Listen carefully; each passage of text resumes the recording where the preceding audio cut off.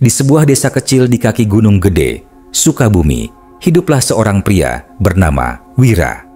Ia dikenal sebagai petani biasa, tetapi belakangan ini hidupnya berubah drastis. Ladangnya yang dulu gersang tiba-tiba menjadi subur, panennya melimpah, dan ia mendadak kaya raya.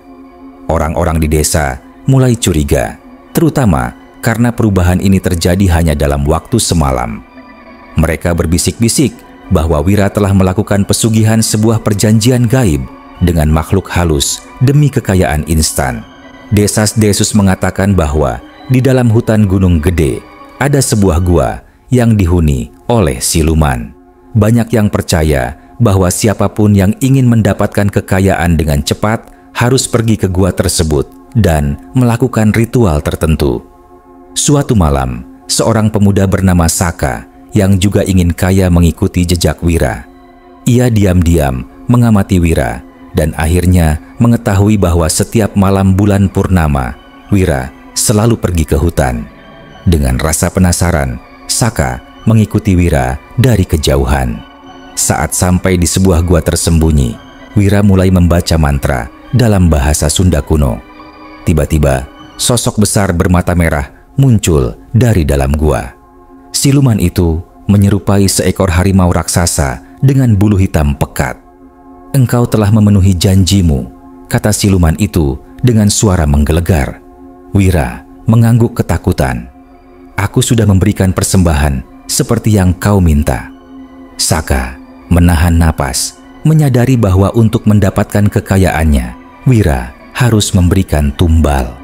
Selama ini, orang-orang di desa mengira anak-anak yang hilang di sekitar Gunung Gede hanya tersesat, tetapi kenyataannya mereka telah dijadikan korban ritual pesugihan. Saka berusaha melarikan diri, tetapi tanpa sengaja menginjak ranting kering. Suara itu menarik perhatian Wira dan siluman harimau. Dengan cepat, siluman melompat ke arah Saka. Saka berlari sekuat tenaga, tetapi suara geraman mengerikan semakin dekat. Saat ia hampir mencapai desa, terdengar jeritan melengking dari hutan. Setelah itu, hanya keheningan. Keesokan harinya, warga desa menemukan Saka tergeletak di pinggir hutan dengan wajah pucat pasi dan tubuh kaku. Tidak ada tanda-tanda luka, tetapi matanya kosong seperti habis menyaksikan sesuatu yang tak terbayangkan. Sejak saat itu, Wira menghilang tanpa jejak. Orang-orang percaya bahwa siluman Gunung Gede telah menagih janjinya, dan kini siapapun yang mencoba mencari pesugihan di sana harus siap menghadapi nasib yang sama. Beberapa minggu setelah kematian Saka, desa kembali diteror oleh kejadian aneh. Warga sering mendengar suara erangan dari hutan Gunung Gede saat malam tiba. Sebagian penduduk mengaku melihat sosok mirip Saka berkeliaran di sekitar rumah mereka dengan wajah pucat dan mata kosong. Pada suatu malam, Pak Rahmat, kepala desa, mendapati seseorang berdiri di depan rumahnya. Saat ia mendekat, tubuhnya gemetar. Itu Saka. Namun, kulitnya lebih pucat, matanya merah darah, dan bibirnya bergerak tanpa suara. "Saka?" Pak Rahmat bergumam. Tiba-tiba, Saka mengangkat tangannya dan menunjuk ke arah hutan. Dari kejauhan, terdengar suara auman panjang, seperti harimau raksasa yang sedang mengintai. Lalu, tubuh Saka menghilang begitu saja, seolah tertelan udara. Keesokan harinya, warga desa berkumpul untuk membahas kejadian itu. Beberapa orang yakin Saka belum benar-benar mati dan jiwanya masih terperangkap di hutan. Ada pula yang percaya bahwa ia sedang mencoba memberi peringatan kepada mereka. Namun, satu hal yang pasti, setelah kejadian ini, lebih banyak orang mulai hilang di sekitar Gunung Gede. Seorang dukun tua bernama Ki Jaya akhirnya turun tangan. Ia meyakini bahwa semua ini berkaitan dengan pesugihan yang dilakukan Wira. Bersama beberapa pemuda desa, Ki Jaya memutuskan untuk mencari gua yang disebut-sebut sebagai tempat Wira melakukan perjanjiannya. Setelah berjam-jam berjalan melewati hutan lebat, mereka akhirnya menemukan sebuah gua besar dengan dinding hitam legam, seperti terbakar. Di depan gua terdapat sesajen yang sudah membusuk, darah kering berceceran di tanah, dan bau anyir menusuk hidung. "Tunggu di sini," kata Ki Jaya kepada pemuda-pemuda itu. Ia melangkah masuk ke dalam gua dengan hati-hati. Di dalam gua, Ki Jaya menemukan sebuah altar batu besar. Di atasnya terdapat kain merah berlumuran darah dan sebuah patung menyerupai harimau dengan mata yang bersinar redup. Di sudut gua, samar-samar terlihat bayangan seseorang sedang berjongkok, tubuhnya menggigil. "Wira?" Ki Jaya bertanya dengan suara tegas. Bayangan itu menoleh perlahan. Saat cahaya obor menerangi, makhluk itu menatap Ki Jaya dan berkata, "Kau datang untuk mengganggu perjanjian kami. Jika begitu, bersiaplah menerima akibatnya." Ki Jaya merasakan hawa panas menjalar di sekujur tubuhnya. Harimau raksasa itu perlahan mendekat, mengeluarkan suara geraman rendah yang mengguncang gua. Wira masih berjongkok di sudut gua. Tubuhnya bergetar, seolah berusaha menahan sesuatu dalam dirinya. Ki Jaya merogoh kantong kainnya dan mengeluarkan segenggam garam serta daun kelor. Ia segera melemparkannya ke arah Wira sambil membaca mantra. Namun, saat butiran garam menyentuh tubuhnya, Wira justru tertawa miring. "Sudah terlambat, Ki Jaya." Suaranya bercampur dengan suara lain, dalam dan mengerikan. Tiba-tiba, tubuh Wira melenting ke udara. Dari punggungnya, muncul bayangan hitam menyerupai tangan-tangan bercakar yang melayang liar di udara. Matanya semakin merah dan kulitnya berubah menjadi lebih kasar, hampir seperti kulit harimau. Ki Jaya mundur, lalu berteriak kepada para pemuda di luar gua, "Bakar kemenyan dan bacakan doa. Cepat!" Para pemuda segera menyalakan kemenyan dan mulai melantunkan doa-doa yang mereka hafal. Asap putih mulai menyelimuti area sekitar gua, membuat makhluk-makhluk di dalamnya tampak gelisah. Harimau raksasa itu mengaum keras, lalu menatap Wira. "Kau telah melanggar perjanjian. Nyawamu bukan lagi milikmu." Tubuh Wira mendadak kaku, lalu seperti tersedot ke dalam bayangan hitam di belakangnya. Ia berteriak, tetapi tidak ada yang bisa menolongnya. Sekejap kemudian, tubuhnya menghilang, hanya menyisakan aroma anyir yang menusuk hidung. Harimau hitam itu kemudian mengalihkan tatapannya ke Ki Jaya. "Kau mengira bisa menghentikan ini? Kutukan ini sudah mengakar di tanah ini." Tiba-tiba, tanah di bawah mereka bergetar hebat. Dari dinding gua muncul tangan-tangan kurus yang merayap keluar, seolah berasal dari orang-orang yang telah menjadi korban pesugihan selama bertahun-tahun. Jeritan samar terdengar di seluruh gua. Para pemuda yang menunggu di luar mulai panik.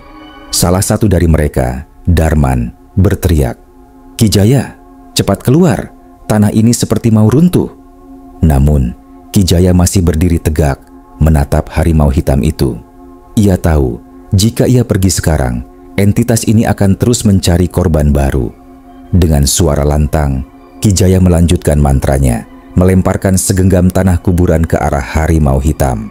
Makhluk itu meraung kesakitan. Tubuhnya mulai berubah menjadi asap hitam yang berputar liar di udara. Namun, saat Ki Jaya berpikir ia berhasil, tiba-tiba dari dalam asap itu muncul sepasang mata merah lain. Sebuah suara berbisik di telinganya. Ini baru permulaan bangkitnya. Kegelapan Ki Jaya merasakan napasnya tercekat. Suara berbisik itu terasa seolah berasal dari dalam kepalanya sendiri. Perlahan, asap hitam yang berputar di udara mulai membentuk sesosok bayangan raksasa yang lebih besar dari harimau hitam sebelumnya. Sosok itu memiliki tubuh tinggi, menjulang dengan tangan panjang yang menyerupai akar pohon. Wajahnya samar, hanya ada dua cahaya merah menyala yang menatap langsung ke dalam jiwa Ki Jaya. "Ki Jaya, keluar sekarang!" Darman dan para pemuda berteriak dari luar gua, tetapi kaki Ki Jaya terasa berat. Bayangan itu mulai bergerak. Dinding gua bergetar, suara jeritan samar terdengar dari dalam tanah. Ki Jaya menyadari bahwa makhluk ini bukan sekadar siluman biasa. Ia adalah perwujudan dari kutukan yang telah mendarah daging di Gunung Gede, manusia bodoh. Kau pikir bisa mengusirku dengan mantra? Aku adalah penjaga perjanjian ini. Selama manusia masih tamak, aku akan tetap ada." Seketika, Ki Jaya merasakan sesuatu menyentuh kakinya. Ia menunduk dan melihat tangan-tangan kurus mencengkeram pergelangan kakinya, menariknya perlahan ke dalam tanah. Ia mencoba merapal doa, tetapi suara-suara itu semakin keras di kepalanya. Bisikan-bisikan yang meminta tolong, suara-suara yang menangis kesakitan. Itu adalah suara jiwa-jiwa yang telah menjadi korban pesugihan. Di luar gua, Darman melihat sesuatu yang mengerikan. Bayangan hitam menjulur dari dalam gua, bergerak seperti tentakel, merayap menuju mereka. "Lari!" Salah seorang pemuda berteriak, tetapi sebelum mereka bisa bergerak, bayangan itu sudah menyapu mereka, menjerat kaki Darman dan menyeretnya masuk ke dalam gua. Teriakannya menggema, lalu tiba-tiba terhenti. Para pemuda yang tersisa hanya bisa mundur dengan wajah pucat, menyaksikan bagaimana gua itu perlahan tertutup oleh akar-akar hitam yang menjalar dari dalam tanah. Sejak malam itu, gua tersebut tidak pernah ditemukan lagi. Seolah-olah gunung telah menelannya bulat-bulat. Namun, beberapa hari kemudian, warga desa mulai melihat sesuatu di pinggir hutan, sosok yang mirip dengan Darman, berdiri diam dengan mata kosong, dan dari dalam bayang-bayang pepohonan terdengar bisikan pelan. Ini baru permulaan. Malam di desa, warga yang nekat pergi ke hutan sering melaporkan mendengar bisikan di antara pepohonan. Sementara beberapa lainnya mengaku melihat sosok Darman berdiri diam di pinggir desa, menatap mereka dengan mata kosong. Pak Rahmat, kepala desa, mencoba menenangkan warga. "Mungkin itu hanya halusinasi. Jangan ada yang pergi ke hutan sampai semuanya tenang," katanya dalam pertemuan desa. Namun, tidak semua warga setuju. Beberapa pemuda bertekad mencari Darman, meskipun mereka tahu risikonya. Pada malam yang dingin, 5 orang pemuda berangkat dengan obor dan senjata seadanya. Mereka mengikuti jalur setapak yang menuju ke hutan, tempat di mana Darman terakhir terlihat.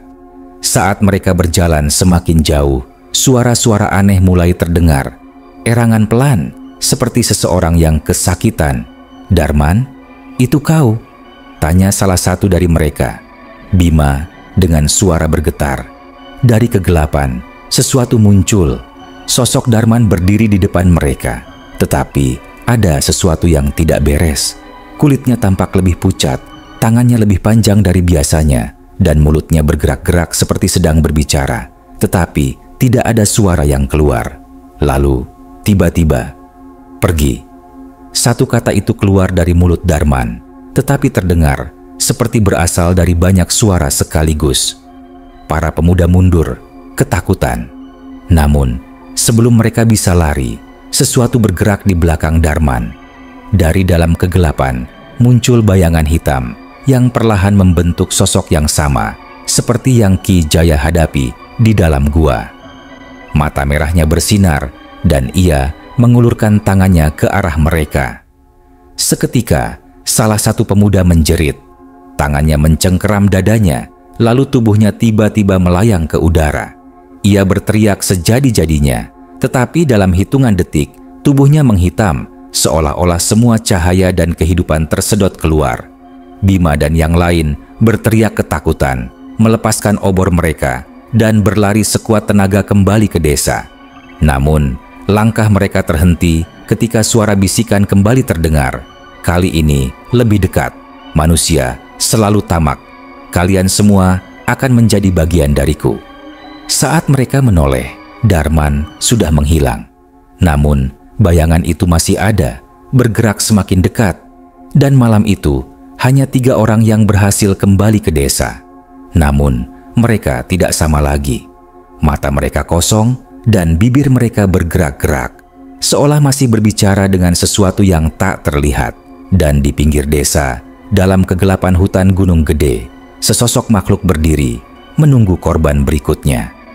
Ketiga pemuda yang selamat dari hutan kembali ke desa dalam keadaan aneh. Mereka tidak berbicara, tidak makan, dan hanya duduk diam menatap kosong ke arah gunung. Warga desa yang mencoba bertanya tidak mendapatkan jawaban.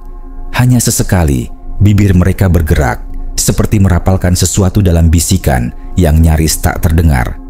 Pak Rahmat mulai khawatir. Ia memanggil beberapa orang tua desa untuk mencari solusi. Salah satunya adalah Mbah Sumi, perempuan. Setelah malam penuh teror itu, desa tak pernah lagi merasa aman. Warga mengunci pintu sebelum senja, anak-anak dilarang bermain di luar rumah, dan tak seorang pun berani mendekati hutan Gunung Gede. Namun, rasa takut saja tak cukup untuk menghentikan sesuatu yang sudah terlanjur bangkit. 3 pemuda yang kembali dari hutan tidak pernah pulih. Mereka tetap hidup, tetapi tak lagi berbicara, tak lagi mengenali keluarga mereka. Mereka hanya duduk diam, menatap ke arah gunung, seakan menunggu sesuatu. Hingga suatu malam, mereka menghilang tanpa jejak.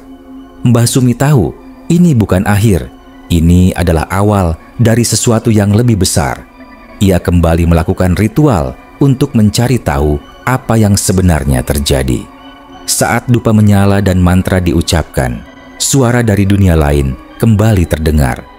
Manusia telah membuka gerbangnya. Kami akan keluar. Tiba-tiba, api dupa padam sendiri. Angin dingin berhembus melewati desa, membawa bisikan dari dalam hutan. Dan malam itu, dari kejauhan, warga melihat sesuatu yang mengerikan. Puluhan sosok hitam dengan mata merah menyala, berdiri di antara pepohonan. Gunung Gede kini bukan lagi sekadar hutan biasa. Ia telah menjadi pintu bagi kegelapan, dan gerbang itu sudah terbuka selamanya. Terima kasih sudah menonton cerita mistis kali ini di Pekon Mistis. Jangan lupa untuk like, komen, share, dan subscribe agar kalian tidak ketinggalan kisah-kisah horor lainnya.